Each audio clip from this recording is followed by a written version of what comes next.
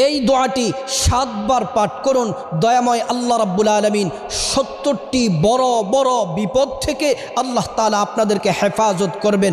বিখ্যাত তাবিঈ হযরতে মাকহুল রাহমাতুল্লাহি আলাইহি তিনি বলেন, এই বাক্যগুলা যে ব্যক্তি 7 বার পাঠ করবে, প্রত্যেক দিন 7 বার পাঠ করবে, আল্লাহ তাআলা তার 70টি বড় বড় বিপদ দূর করে দিবেন।